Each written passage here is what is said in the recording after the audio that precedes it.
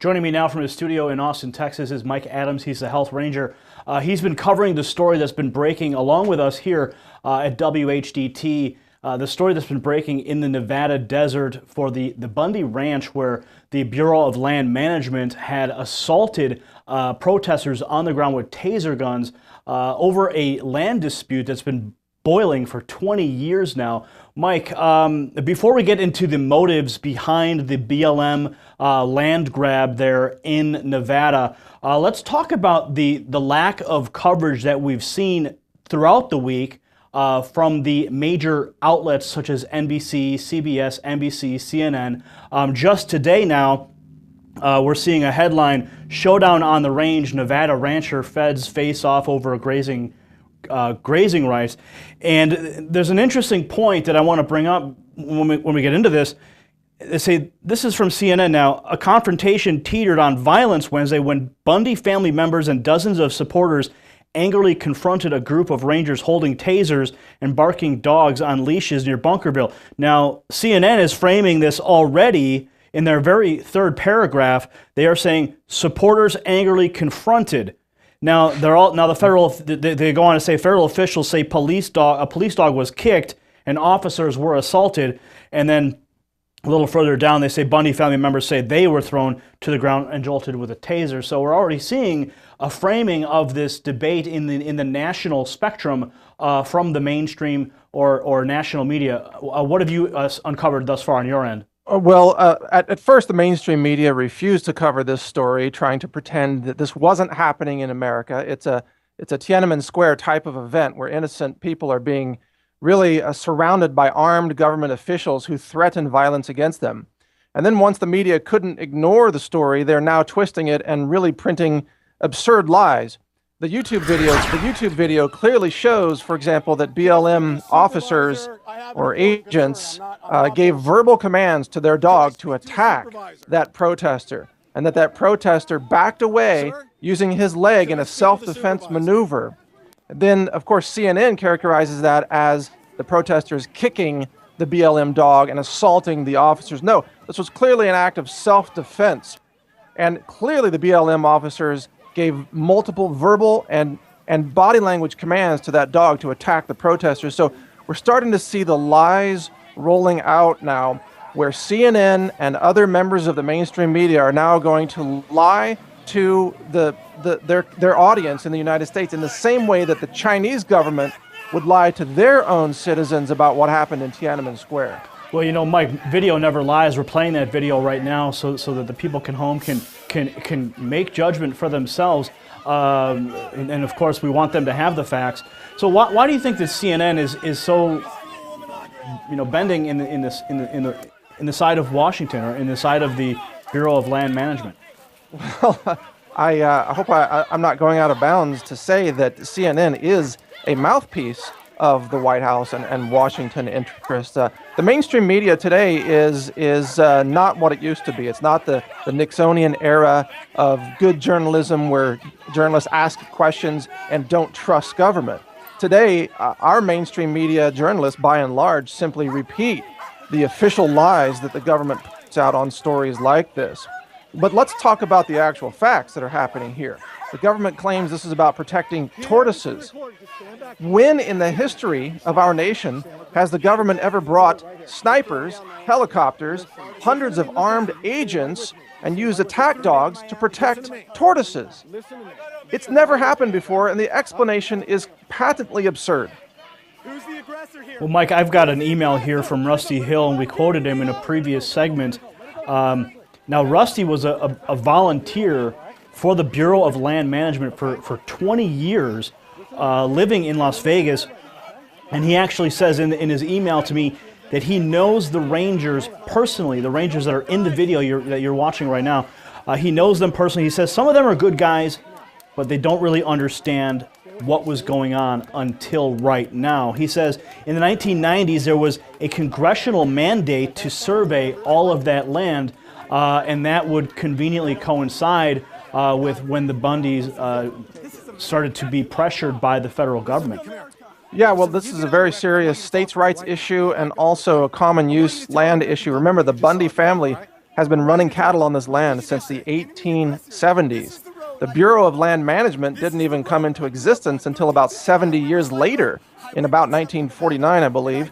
And then almost 50 years later, BLM decided it was going to start charging farmers like the Bundy family lease fees or grazing fees, basically renting this land that they proclaimed they own to the Bundy family. This is what the dispute is fundamentally about. Well, clearly the Bundy family has been grazing their cattle there for many years. So how come the government can simply just come in years and decades almost later, right, Yes. and claim they own this property? How can they suddenly have a higher right to the land? Because they have the guns, Gary.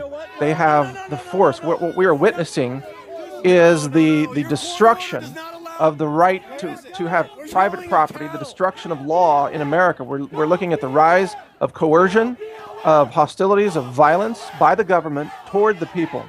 We're looking at a farmer who was legally making an honest living, being a productive member of society, providing products into the food supply, who has now been turned into an enemy of the state, and that state is a state that brings guns and coercion and violence into a dispute that should never have involved this, and a dispute which any constitutional attorney or academic would say that, frankly, the federal government has no constitutional right whatsoever to claim ownership or control over any land in the state of Nevada or any other state for that matter. Well, Mike, based on the research we've done here in the newsroom, we've been able to discover he's a holdout. He is one of the last ranchers in that area, and they need him out in order for them to move that property into the hands of the military-industrial complex. And I'm not exaggerating here because, again, I'm going to go back to Rusty's email, and Rusty stated that he was actually hired by the Howard Hughes Corporation, which is known as SumaCorp, to find parcels of land that were owned because first of all, the land is so vast that even the Howard Hughes Corporation couldn't find out where the land was. So Rusty actually went out and plotted all the lands. He knew exactly where the borders are. He said most of these companies were looking for water. Some of them were military industry companies that own land around the Bundys now. Yes. Most of this land is in dispute. It's classified and zoned as open rural land RU. And now he says there is no legal right or precedent for this action the BLM is taking under any legal circumstances, including the Desert Tortoise Preservation Act. Well, let's be clear. This is really almost certainly about some kind of valuable rights to the land, whether it be water or minerals for mining or oil. We published a map from the geological department there of the state of Nevada that showed there had been exploratory drilling in exactly this area called Gold Butte, where the Bundy family has been running their cattle. There has been drilling there. There has been oil found nearby. The BLM has a history of collecting over $1 million just recently from leasing land that it then claimed to fracking companies, energy exploration companies that conduct fracking operations. So let's not be naive and say that the federal government cares so much about tortoises that they're going to dispatch helicopters, snipers, hundreds of armed agents, and attack dogs to protect tortoises. This is about something far more valuable to the key people in key places, key positions of power. Minerals, oil, energy, water, something like that. Well, we know now that Sheriff Richard Mack and Stuart Rhodes are on site in the at the Bundy Ranch. The militia has actually arrived. There are a number of armed militia members who are on site as well. State representatives, assemblywomen, sheriffs. I mean, there is a huge cadre of people out there supporting the Bundy family. Yes. Do you think that, I mean, and we can recall back to the Waco incident. I mean, I've been reviewing footage of the Waco incident, and as you recall, there were tents and people setting up and standing outside and holding vigil at the Waco incident where the U.S. government murdered all those families, and women and children. So there were people holding vigil back then, and the feds went and moved in, and they murdered those people. So even with a vigil standing outside the grounds of the Bundy Ranch, the Bundy family is still in harm's way. Would you agree with that? The Bundy family is absolutely in harm's way, but BLM employees and officers are in far greater harm's way because, and let me urge calm before I warn about this, but if this does turn into a shooting war, it will be a slaughter of BLM personnel because it's the militia men across the country who actually are better trained, have better equipment, and more importantly, have justice on their side. They are right in this, and it's the slaughter will be against BLM personnel, which we hope will not happen. We don't want this to escalate into violence, and it's a very, very dangerous situation, a tinderbox. And if there is a slaughter, this could quite literally, Gary, I believe, in my opinion, set off a bloody revolution across America, and no one wants to see loss of life. So let's hope that calm, cooler heads can save the day here, and they can come to some kind of arrangement that respects the constitutional laws, the rights of private citizens in this country. Well, certainly we've seen the actions of the federal government just in the past decade with the surveillance of domestic surveillance of American citizens. We know now that Dick Cheney actually ordered the surveillance of the Supreme Court and members of Congress. We're seeing the bailouts of bankers on Wall Street, the bailout of international banks as well. The American people are really being stretched very thin, and I think that the patience is running, almost about to run out. And if this situation does unfold in a negative capacity, yes, this certainly could be a spark. That's a very important point. There's more at stake here than just cattle and the Bundy Ranch. What's happening is that this is a microcosm of a much larger systemic cultural frustration with the trampling of individual rights and liberties that has been witnessed in this country for the last several years with policies such as Obamacare that force people to pay higher insurance premiums that many families simply can't afford, many people going without treatment, people dying of cancer because of Obamacare right now. There are victims of that. People are very frustrated. Joblessness is rampant. Tempers are flaring across the board, and the Bundy Ranch situation, the showdown, could be an ignition of this anger, which is why I said I hope cooler heads will prevail in this. We don't want a shooting war. We don't want blood to be shed out there, but I'm afraid that that's where it could head if the BLM doesn't back down. Well, we know that Cliven Bundy has issued a statement to the folks who are en route or currently there not to wear camouflage and to wear regular clothing. Keep your weapons and your rifles in your car so that there's not a perceived threat to the BLM, because of course we know that when the government perceives a threat, they will move in. Yes. However, we know the governor of Nevada has issued a statement as well, and he has condemned the actions of the BLM, yet he has not, or he has yet to actually step foot on the grounds there and make a show of force alongside his fellow state representatives and assemblymen. Why do you suppose the governor is staying away from the situation like he is? Well, think about the differences between this and the ATF raids in Waco, Texas, many, many years ago. The difference is now everybody's got mobile video recording devices, mobile broadcast devices. It's much more difficult for the federal government to create a false narrative and stage a cover-up.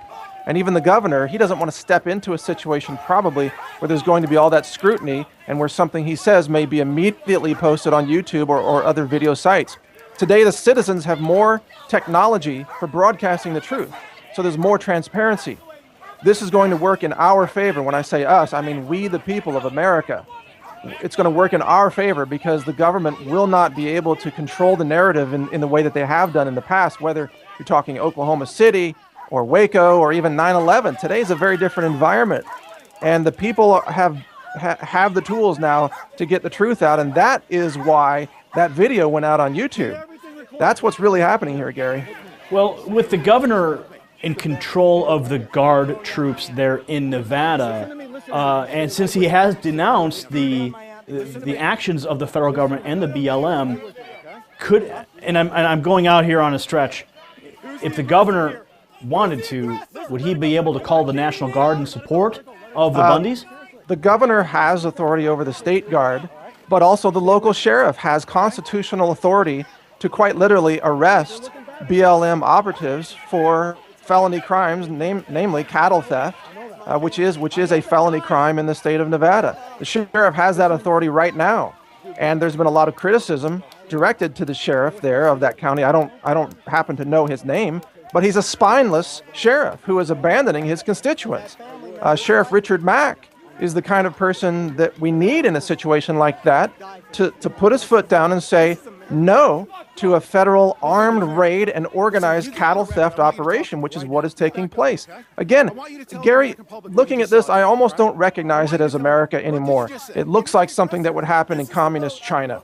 It's starting to resemble Tiananmen Square. What's next? Are we going to have the feds roll in with tanks and armored personnel carriers? Are we going to have a photo shoot now where a person stands on the highway, stands against the tank, just like what happened in Tiananmen Square? That's where this is headed.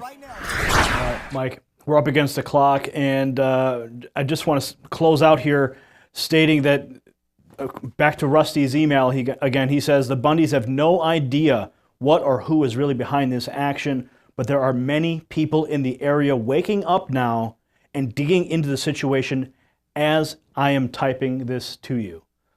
So well, we want to wish the Bundy family well. And lastly, I'd like to close by saying that I believe the militia men who are showing up there, they will not back down because they realize they have nothing left to lose. This is coming down to that point in their minds, that they're fighting for the very heart and soul of America. All right, Mike Adams, naturalnews.com. Thanks for joining us. Thank you.